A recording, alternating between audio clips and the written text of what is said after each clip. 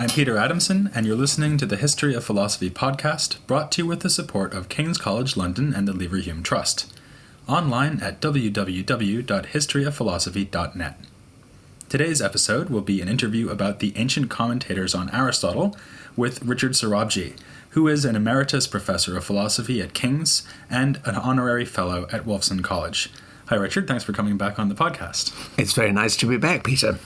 You're a particularly appropriate person, maybe the most appropriate person I could have, to talk about the ancient commentators, because for many years you've been running a translation series, the Ancient Commentators Project, at King's, which I think is just about to produce its 100th volume. Is that right? That's right.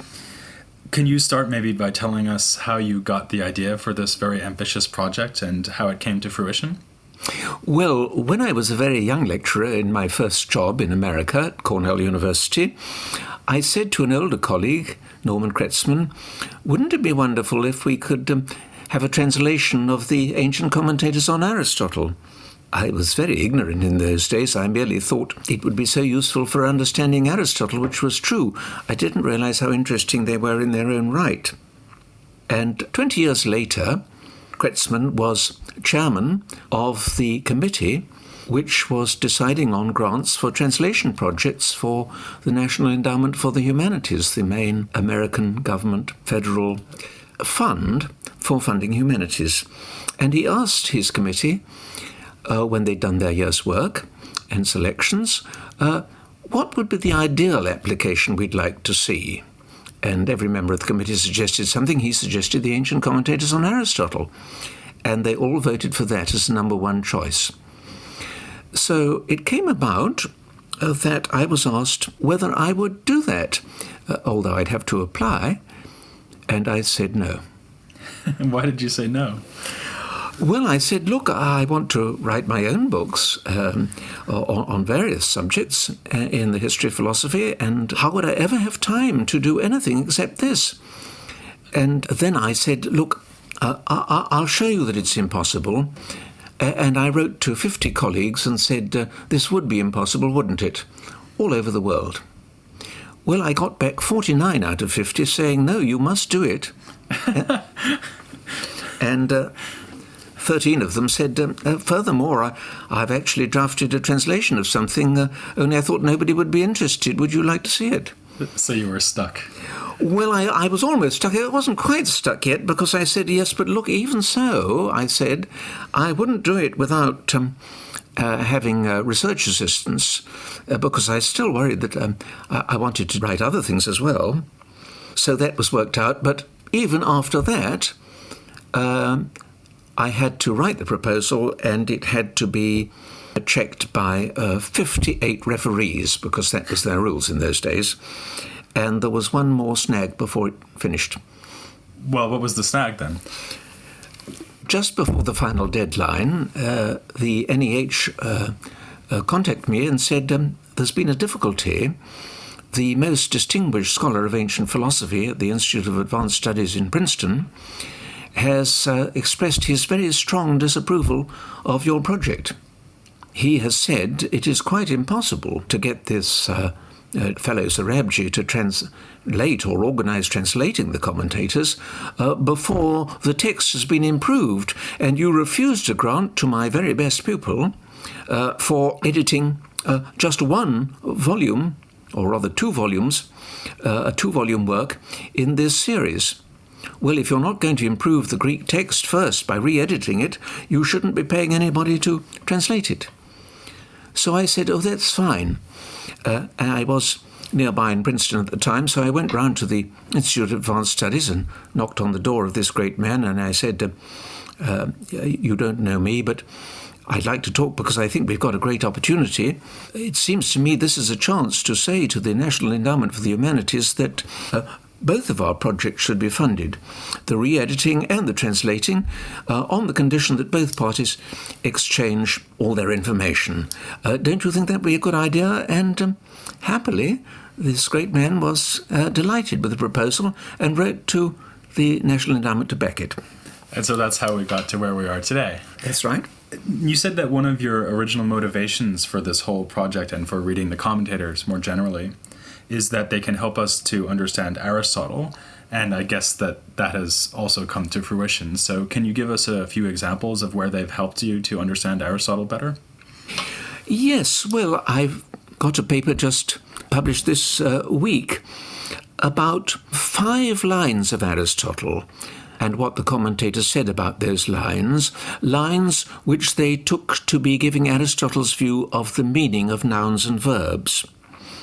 It relates to modern questions about whether we have representations in ourselves when we mean something, and if so, whether those representations are likenesses or symbols.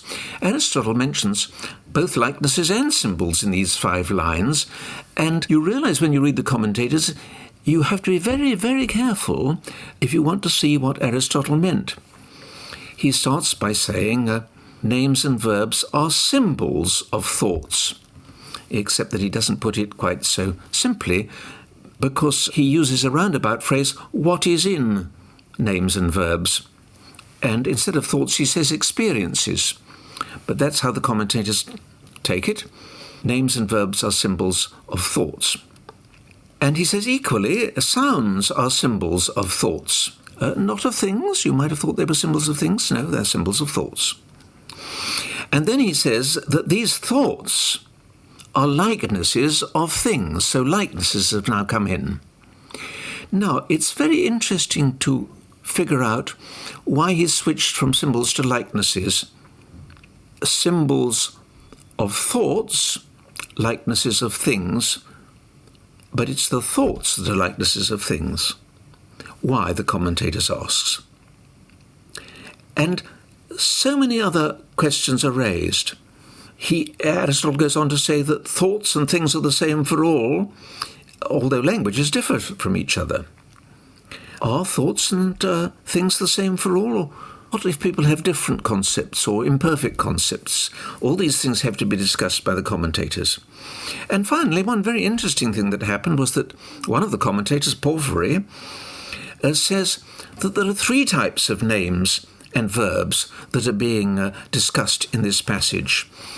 There are written names and verbs, there are spoken names and verbs, and then there's a special mentalese, in other words, a mental language, which isn't the same as a spoken sound at all, and isn't the same as a written a mark at all.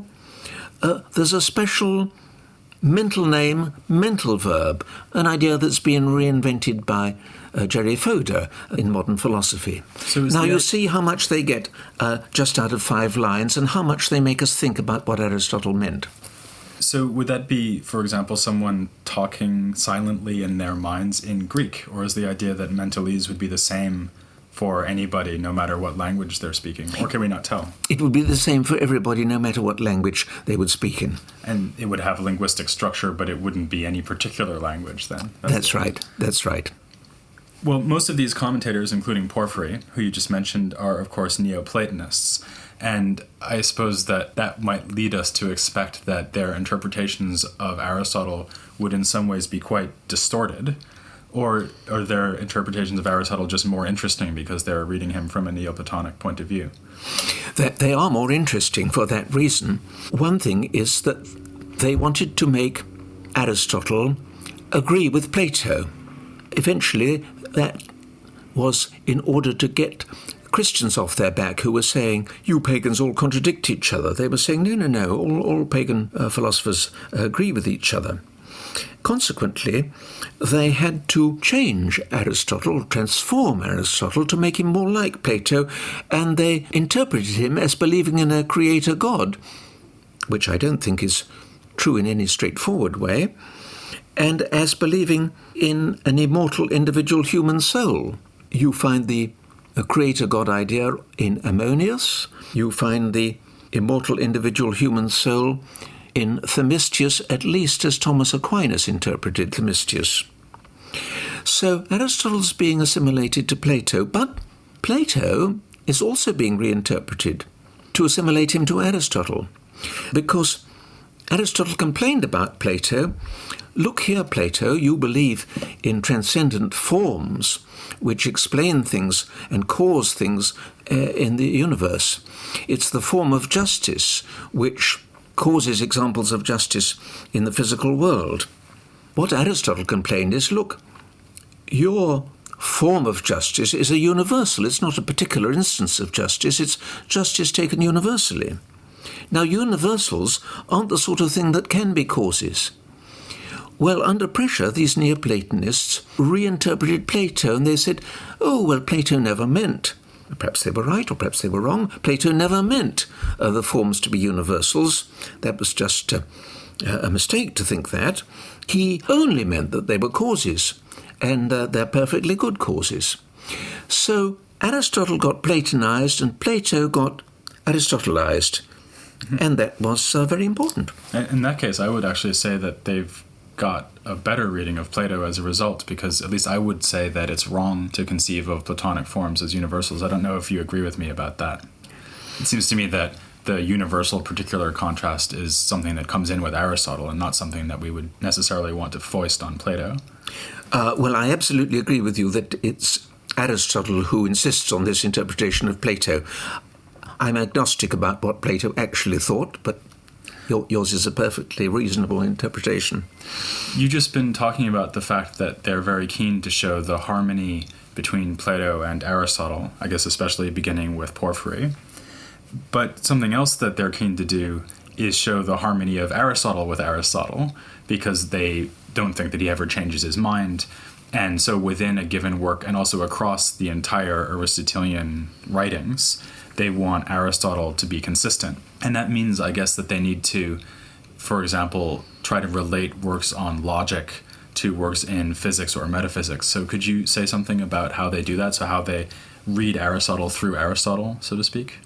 Yes, I could take an example from the greatest of the commentators in the Aristotelian school before the Neoplatonists started up, Alexander of Aphrodisias. He was defending Aristotle against his rivals, the Stoics. He tended to say either the Stoics are completely wrong, or else, well, the Stoics are right, but they're just repeating what Aristotle had already said. One thing the Stoics believed in was that history would repeat itself exactly, and that you and I would return in the next cycle of the universe, and we'd be giving this podcast with no memory of having done it an infinite number of times before. Oh, there's something to look forward to. I agree. Except we'd have no memory. And what Alexander did was, in order to attack this theory, which is something we classify, I think, as metaphysics, using a term taken from Aristotle himself, about what constitutes the same person. That's the area in which this subject arises. But he takes a remark from Aristotle's physics.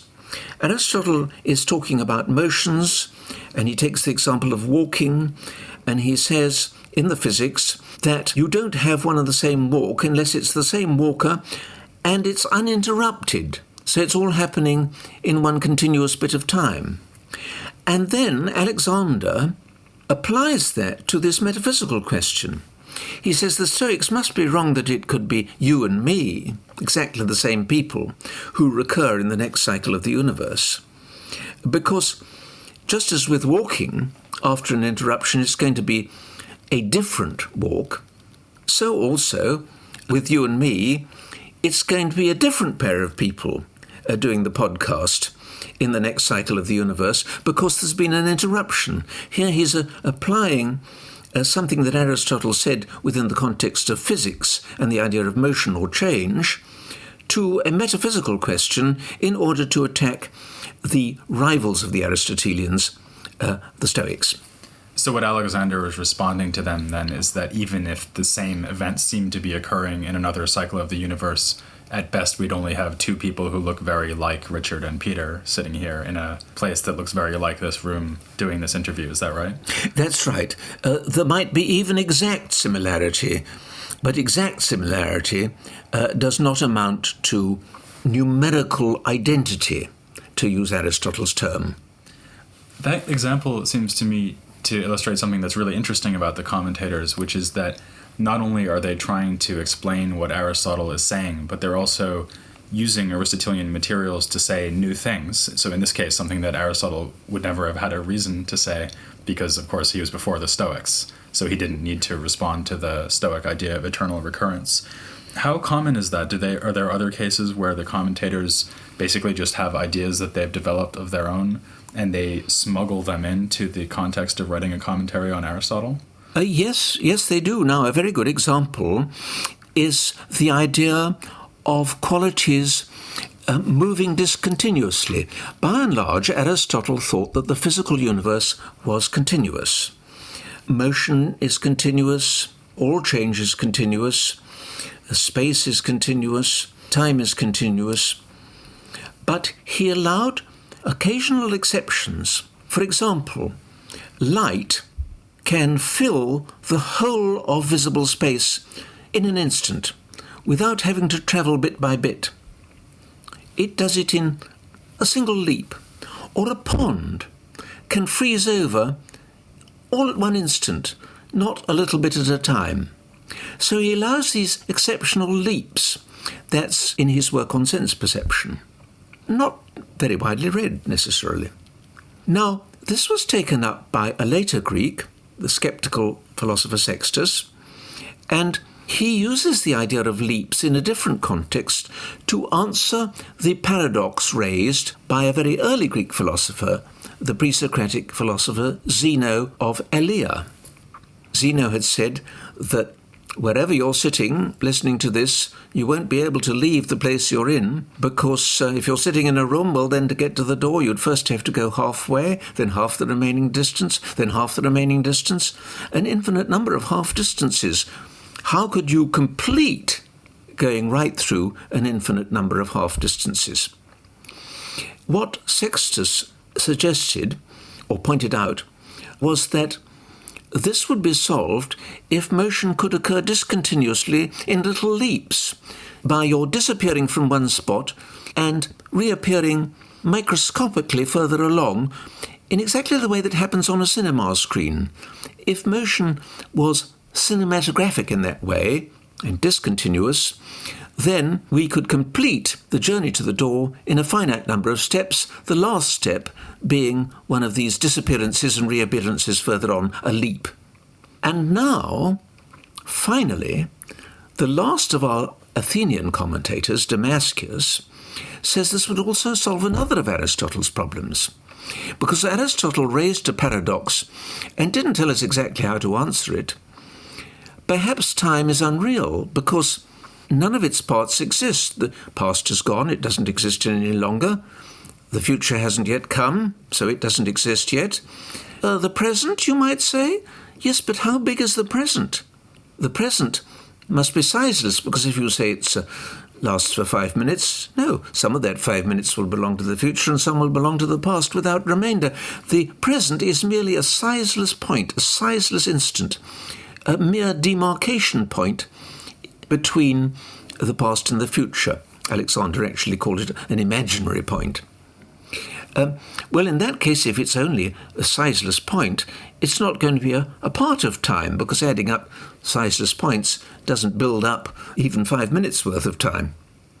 Now, this would be answered, says Damascus, if we imagine that not only motion, but also time goes forward and leaps, and he thought it would be quite plausible that it did so, because if motion goes in discontinuous leaps, and the motions of a clock, especially the celestial clock of the stars that go round us, if that progresses in leaps, isn't it quite plausible that time might progress in leaps? And that would solve Aristotle's problem about none of the parts of time being in existence.